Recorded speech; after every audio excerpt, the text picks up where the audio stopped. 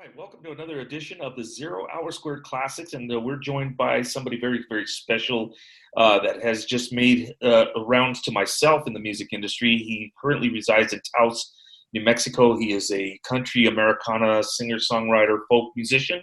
I guess we can say all of that, right? Is that fair, Nick? Yeah, sounds fine. All right.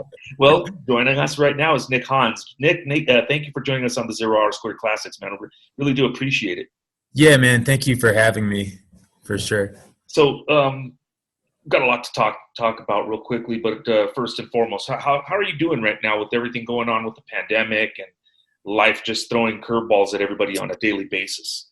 You know, man, it's been hard for sure. It's been an interesting time because a lot of just like being isolated, like good time for being creative, like writing music, stuff like that. But also just like being away from everyone it's been almost a year now. So, at the same time, I feel like I've like built, connections with friends. Like I figured out like who I'm the tightest with and like who's like, really there for me and who I can really be there for. And I've been lucky to, have people be able to come out to my place, which is out in the country, and in a safe way come out here in a distance way and they can get away from the city, like they can get away from like New Orleans or New York City or wherever and get out here and just be somewhere like safe and beautiful for a while. So I've been happy to be able to facilitate that for people, and it's also helped me to build some closer friendships over this year. So it's one of those things where it's really dark, but then like, in all that darkness, there's like light, So, yeah. Yeah, that's like the silver lining. I think a lot of us have felt. It's kind of a decompression, I think, and I think you also appreciate your friends and being out to concerts and places because you can't go to those things now. I know. I know. It did feel good to decompress. I mean, especially when you're around a lot of people, and it's like, okay. And you find out all the cool things that you can do at home. But I really can't wait to get out, and I really can't wait to see artists like yourself. That day is going to be very special. Same here. And I think that for me, it's made me really appreciate like being able to go to a show, being able to just enjoy live music. It's been a real eye opener. It's like something I feel like, I always took for granted. I never imagined before the pandemic, like that would go away one day, like right. I always felt like that was something we had that was just couldn't be messed with, but then it all went away. And yeah, I can't wait for it to come back, and I'm going to really appreciate it and try to work hard to, provide music for people and provide that kind of like, that kind of space for people. And then also I'm excited to be able to see my friends play and go and check out shows and stuff like that. So sweet. So you currently reside in Taos, which is one of the finest towns I've ever had the experience. All of New Mexico is beautiful. Taos is I miss Taos. I haven't been there since 2019. There was a big concert out there called the Monolith on the Main. Yeah, I was there. Oh, were you there? I loved man, it. wasn't that Yeah. that was? It was great. It was a very fine convergence of the bands, the atmosphere, everything. But tell us your story originally, where you're from, and what brought you here to Taos, New Mexico. Yeah. So I'm originally from Tennessee, and I'm about to be 38 in March. So I left Tennessee when I was pretty young, like around 18, and just kind of got, I had been, I just kind of ended up in the like punk radical, like traveling community, like that world, and just kind of like did that for a long time, bounced around a lot, started riding trains around, stuff like that, hitchhiking, and like kind of bounced all over, lived in Oklahoma City for a while, ended up in New Orleans. I lived in New Orleans for 7 years, and I love New Orleans. It's a really special place in my heart. But as I was getting older, I wanted to try to put down roots somewhere that was more oriented towards me being able to like farm, and because that's something I love to do. And so my mom had moved out here about 10 years ago, and so she was out here. My little bro's out here, and so 4 years ago, I decided to make the move out here from New Orleans. For multiple reasons, but yeah, like to be closer to my family, to be able to farm, to be around like people practicing traditional like forms of agriculture and stuff like that, and just to be in a healthier environment, because as much as I love New Orleans, it's really dirty and it's really rowdy, and I needed to clean up my life a little bit and be somewhere where I wasn't partying as much and I was focusing on me and, that type of thing. So that's how I ended up out here. Nice. And again, it's magical. One of my favorite things out there are those Earth ships, man. Oh yeah, they're so cool. It's cool, man. I mean, they feel like, it sounds funny and cheesy, but it's like those reminds me of those homes that the Planet of the Apes had. And they look really cool like that. But I mean, I have never seen a clearer sky in my life. Not even here. I know. In Albuquerque. It's beautiful. Yeah, the lights and the stars out there. It's just, and you wonder, you let your imagination go a little crazy because you think, oh, there's, maybe there's some aliens and UFOs and all that kind of crazy. Yeah. I've never seen a UFO or anything out here, but of course I've talked to a lot of people who are like, oh yeah, I saw one, but I've seen comets, man. They're just like fucking, like all the way across the sky. Yeah. Insane. I've never seen anything like it in my life. So yeah, it is so beautiful out here. And I love the fact that, Taos Pueblo is, and so when I first moved out here, I was farming on Taos Pueblo at Red Willow Farm. So I was managing the crops for them. And they're a nonprofit, and it was such a cool introduction to Taos. And I did that for about a year. But that Pueblo, they have been here they say since time immemorial. There's just no way to know how long they've been here. The new Pueblo is dated at 1,500 years, but their old Pueblo, they don't let anyone go back to. And that one could be 4,000 years old. Nobody knows. So it's the oldest continually occupied place in North America. And you can feel that here, like the traditions of the people and just the way the town is. It just feels very traditional and like something's really special about it. I don't know how to put it into words, but I think maybe you can get the idea of what I'm saying. No. And what I dig about that is it lends itself to the style of music that you make. So I want to get into the album and everything that we got going on here with what you just released. So again, cool. I mentioned, so for those who aren't familiar, you're a folk singer-songwriter, but tell us about your latest release from AntiCorp Music, which is one in a series called the Magnolia Sessions. Yeah. So I've known Dan Emery that runs AntiCorp Music for a long time. He's an old buddy of mine, and he started doing these Magnolia Sessions. And so I went out to Nashville and recorded with him. A lot of the songs I've had in my head for years, 6 years or 7 years, and being out here in Taos and like having a lot of time to myself and just being out in this like pristine and isolated like desert environment has really helped me to express myself in a new way.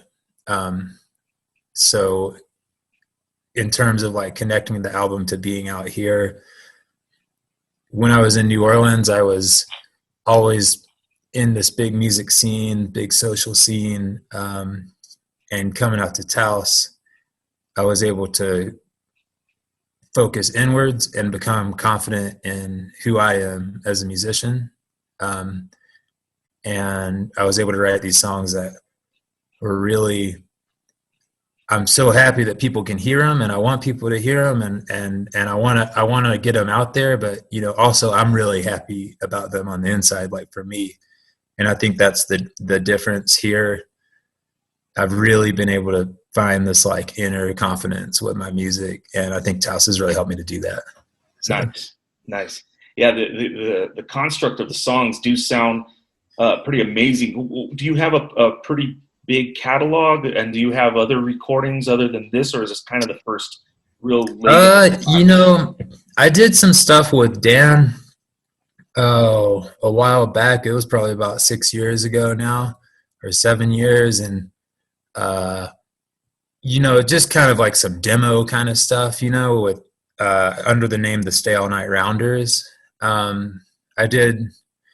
I played in a band in New Orleans, and we were a 7-piece kind of jazz street band, like crossover kind of band. So we had like a really interesting lineup. It was like, we had guitar, resonator guitar, an instrument, a banjo, mandolin, like combination of those two instruments, a tuba, clarinet, saxophone, and we played on Royal Street. And so that music really had this like, just kind of like New Orleans vibe, like street music kind of sound that was really special to me.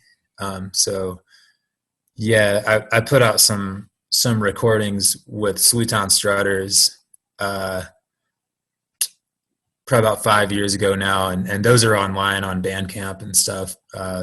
Slewtown, SLUETOWN, strutters.bandcamp.com. So that's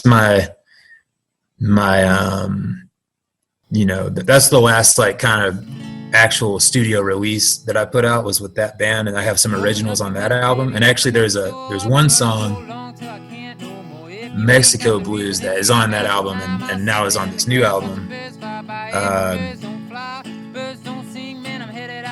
But yeah, this is the first album I've put out that I'm really that I released as a full release in a studio that is my original singer-songwriter, whatever you want to call it. So it's a big step for me. Nice. And so far, the response to the album seems pretty tremendous. And, it's a shot in the arm. 2021, just underway. 1/12 of the year is already almost gone. But I think the challenge for a lot of us, because we're not able to go out to listen to bands anymore for a while, is grasping and hearing new music. And this was a shot in the arm, a big shot in the arm, and an ass kicker for me, because I grew up. Full disclosure, my dad was a big folk music fan, and nice. He was military, so he's hard nosed, but he came back home and got into folk music and got into a lot of like hard rock, like also like Jethro Tull and stuff. Yeah, but I grew up listening to Joan Baez, and I grew up listening to the Folk Four and the Kingston Trio and all these other bands like that. So I really, when I heard this, man, it was just like boom, a nice kick in the ass. But it also does have it's got the sensibilities of Gordon Lightfoot, but it's also got this harshness of Merle Haggard. You know what I mean? Yeah. And I can also feel some punkness in it, some punk, yeah. Some punk. I dig that. Yeah, man. Well, I definitely cut my teeth on punk. I still listen to punk all the time. I love finding new punk bands. Like I love digging up like,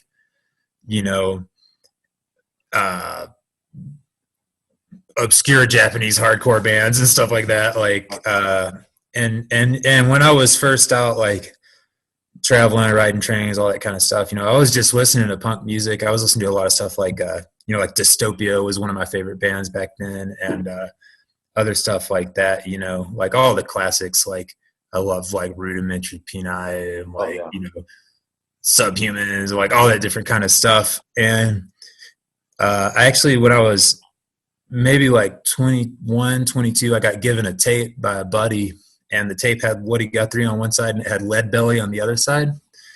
And I was totally taken aback by it, because I was like, holy shit, like here's these guys singing about some stuff that I'm doing right now, but this is from like 75, 80, 90 years ago.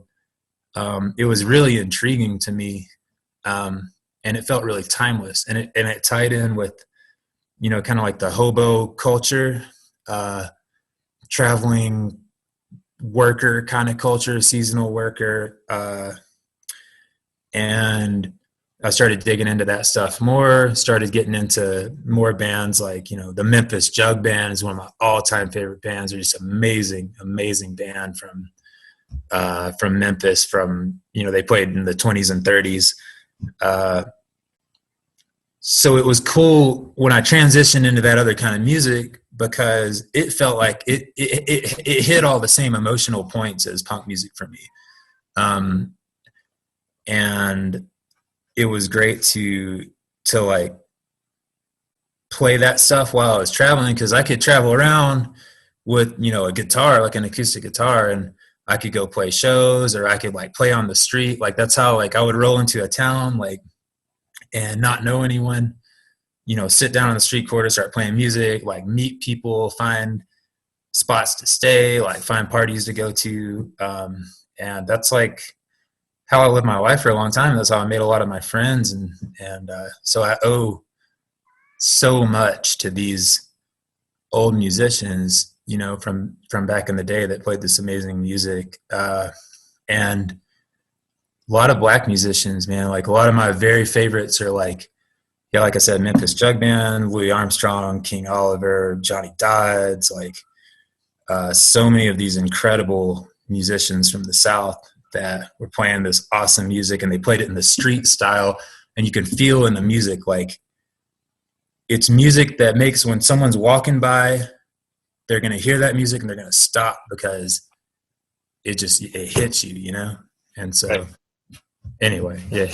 Well, no, and that's great, because that's the connection that I feel with all of those artists that you mentioned, and some of the ones that I mentioned to you, and even hardcore punk and Yeah. some of the metal bands. I mean, the strife is there, but I mean, at the end of the day, really, most of that stuff does have like a light at the end of the tunnel. I mean, we're talking about, like the blues connection, the like you mentioned, some country, Americana, all of that.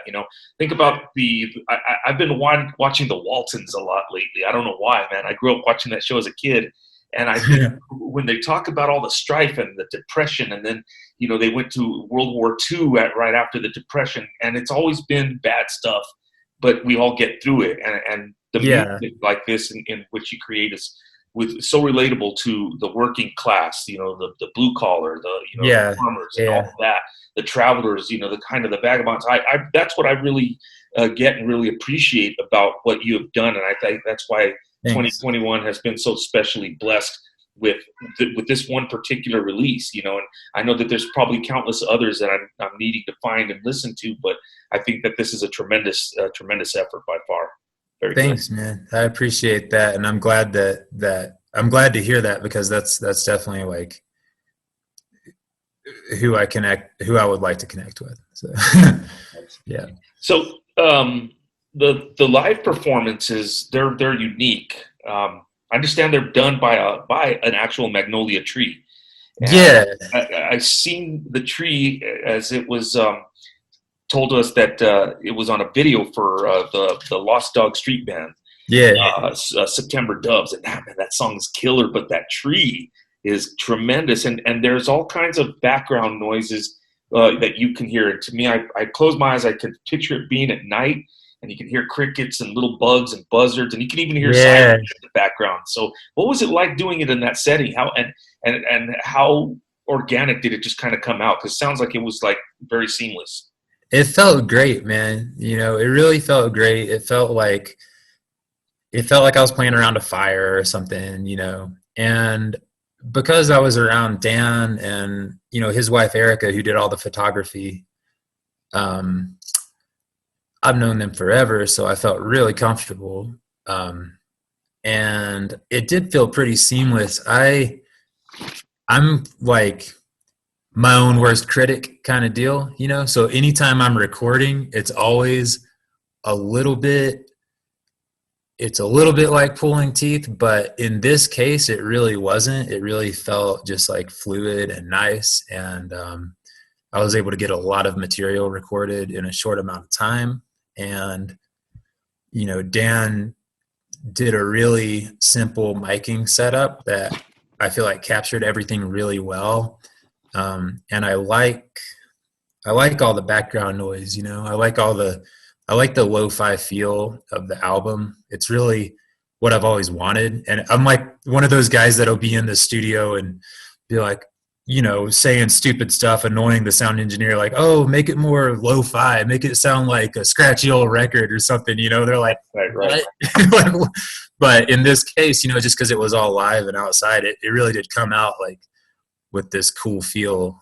So I'm very happy with the setup. It felt really organic. And I think for most of the artists that recorded with him, they feel the same way. So I think he's really onto something with this, and I hope he continues to do it. You know, I flew out there, you know, this was in September, October. I can't remember. Anyway, it was some months ago, but, you know, mid-pandemic, I hadn't been anywhere.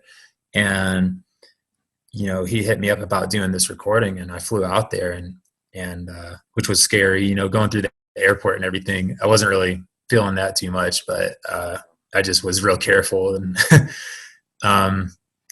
it was so good. Things become so monotonous during this time, and so it was so nice to get out of town, and then to like also be around these good friends, you know. And I feel like Dan, the reason we had synergy is just because he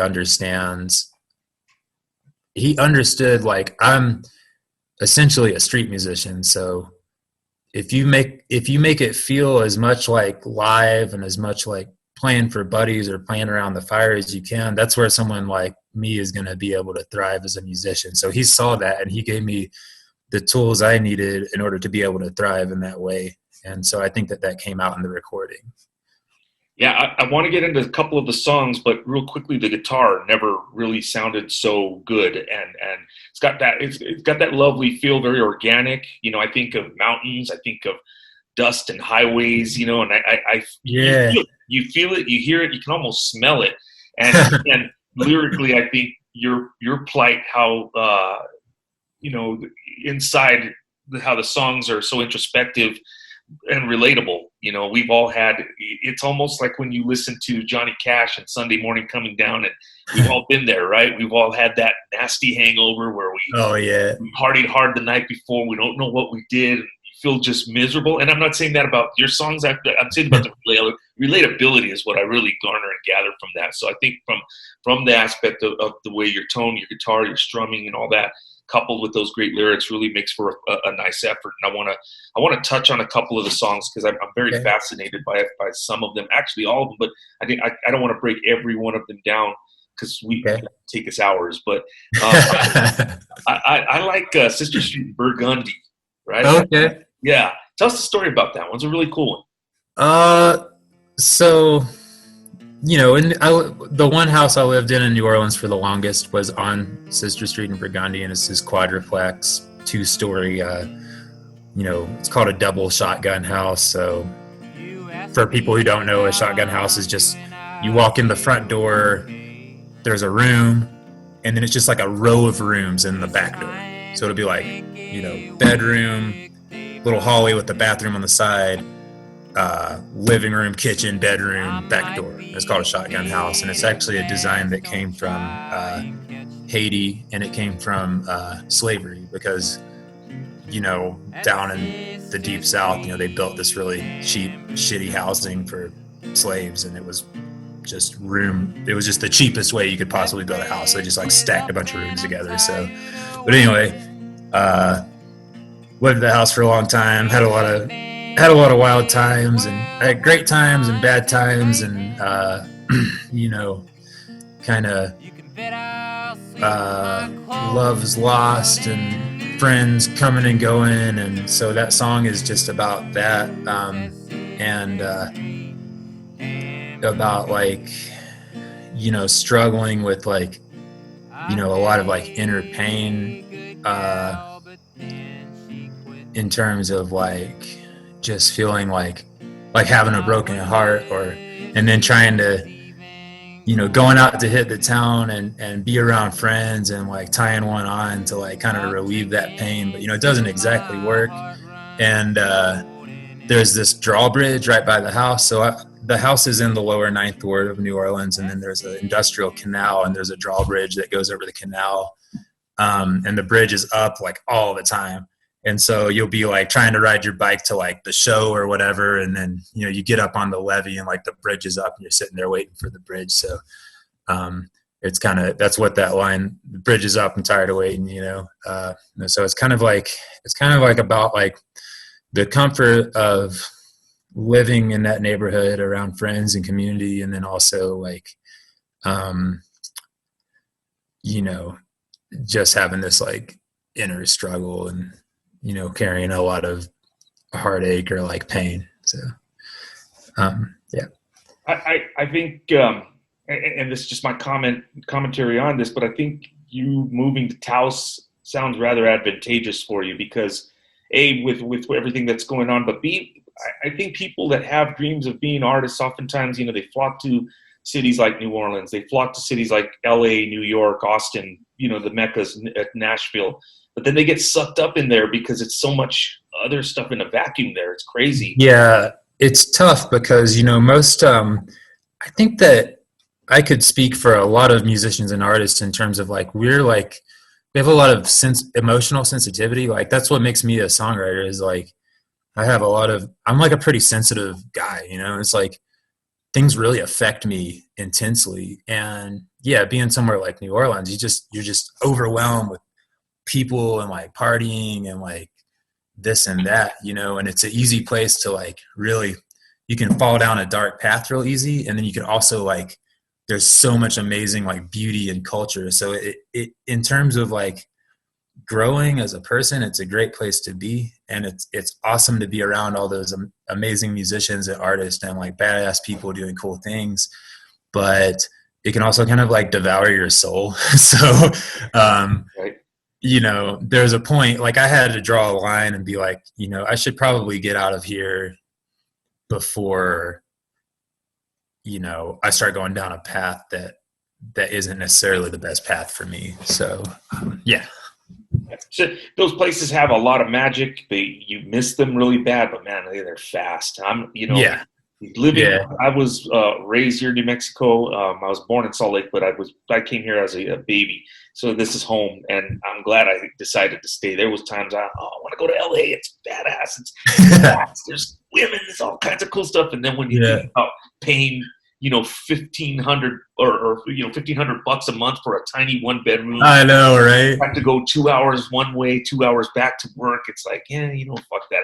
I love Mexico. I love being out here. So I love it too, man. And it's like there's for me there's less, for example, there's less people to play music with, and that's kind of a bummer sometimes. I do have buddies I play music with here that I'm very happy to be friends with, and I feel really grateful that I met them, but, I do miss living in the city, like, and just being around more people and having more, music buddies and stuff like that. But, it's all give or take, like you light a candle, you cast a shadow kind of deal. So, yeah, special place in my heart for New Orleans. And I do love going back there and visiting, and I'm hoping to do that again once the pandemic is over. And I can't speak highly enough for that town. It's a really amazing place that's lots of tradition and culture, highly complex. I'm very happy that I was able to be a part of it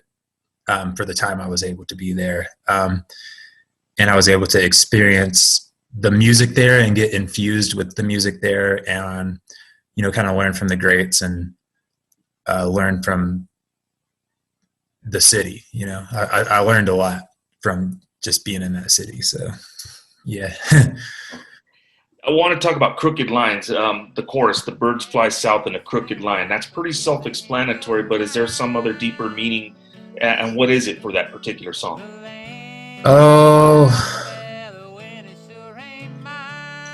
yeah, that song's like,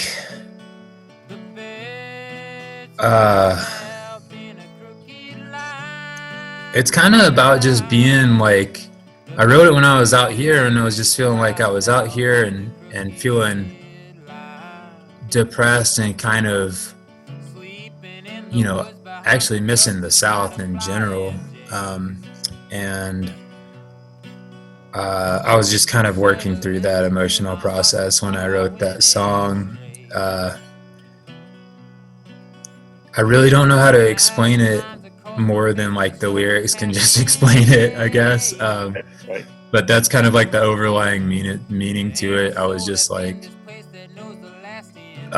just processing like the isolation of being out here. I wrote it like a few years ago. It was like kind of like, you know, when I was first out here and really getting used to that. And yeah, just a lot of like missing the South basically is where that song was coming from, and then reflecting on my life a little bit. You know, and also at that time, man, I was just like grinding and working. You know, now because our economy is so rigged against the working class, it's like, you know, even if you're like getting paid, like even if you're working like construction and getting paid like say $20 an hour under the table or something, it's like you still can't fucking make ends meet. It's like you work and work. And it's like you just never get anywhere, and it sucks. It's like you can never get more than like $500 in the bank, $1,000 in the bank. It's like, damn, you know, like when's this ever gonna end? And so it's like just being stuck in that cycle, you know, and like wanting to escape it, you know. But then like when you escape it, it's like you're just in this world of escapism, like, you know. So it's like, you know, finding your way out of that, you know. So I think there's a little bit of that in there too. Kind of tough to live in a capitalist society, right? It's rough, man, especially, you know, around this country right now. Just the way things have gone in the past few decades in terms of, you know, wages not going up. Everything's gotten so much more expensive. Like I can remember in the 90s, you know, like, you know, my stepdad worked in construction and he's making like $12-13 an hour, but you know, rent was like $350 a month, $400 a month, you know, for a house. And now it's like making $15-20 an hour, but rent's like around Taos, man. Wow. Like even a 1-bedroom place at this point is like $1,200, you know? So wow. It's crazy how expensive it's gotten. So yeah, something's got to give basically. So we'll see what happens in that regard over the next few years. Needle will point towards the alleged middle class, or like you said, the working class, and help dig us out of this mess. And I hope so. It's crazy. It's crazy. It's tough. I was just going to add that, you know, as long as we stay engaged and don't get complacent and just keep like fighting and working towards like positive social change, I think that we will see a light at the end of the tunnel. So. I agree with you on that for sure. I want to talk about I Don't Believe. This one is a cappella. This one has a COC vibe, corrosion of conformity. I really like it. Yeah, the line in there, this life ain't real, I don't believe. And it's kind of on the lines of what we're talking about now. You know, I think we all question our existence on, you know, the reality. I mean, sometimes, you know, you wake up, is this all fucking a dream? This social strife, this political strife, everything. But it does have kind of that COC vibe. And remember that album, In the Arms of God, and it kind of reminds me of Run River, the name escapes me, but it reminds me of that. Can you tell us a little bit about that song? Yeah, so that song's about a couple of things. One thing is kind of like this gilded like celebrity culture that has always felt like disturbing. I feel like there's been this like weird paradigm created that like has really like told people like to, you know, worship these like celebrities or like rock stars or like rappers or whatever, and like all these reality TV shows and stuff, and people like see this world like, you know, you watch a reality TV show, like everyone's super wealthy, like they're living in these fancy ass houses, and like they're all fucking wrapped up in their petty drama, and it's like, you know, people are striving to just like be popular, like be an influencer, like whatever, and it's fucked up because it's like that's really not like what it means to be human, in my opinion. Like we should be striving to like love one another and like fucking have compassion for each other and like fight for each other and not like trying to break into this, like, you know, break into the golden gates of some kind of like gilded society that like we're never going to be a part of, you know? So that's part of it. And then the other side of it is just confronting like death and like being like comfortable with death. I don't know how well that comes through in the song, but that's definitely what I was thinking about a lot when I was writing it, is just like, you know, understanding that like death is a part of life, and that also certain belief systems, like, you know, in terms of different organized religions and stuff like that, feel really like kind of that same idea of this gilded culture of this, like, you're striving to reach this like world, but the world's just created by this paradigm that was created on earth. You know, it wasn't like, it might not actually be what's really there. And, you know, that's kind of what that, like, I don't believe line is about, is just like, you know, being comfortable with death and understanding like that it's just a natural process and a part of life, and it's going to happen to everybody, I guess, if that makes sense. No, it does. And what I'd also dig about it, it's open to interpretation, and you can hear it every time and feel a different vibe from it and understand a different thing. And that's what I like. I think that's primarily what I really appreciate about all the songwriting on your particular Magnolia Sessions. I think they're fascinating.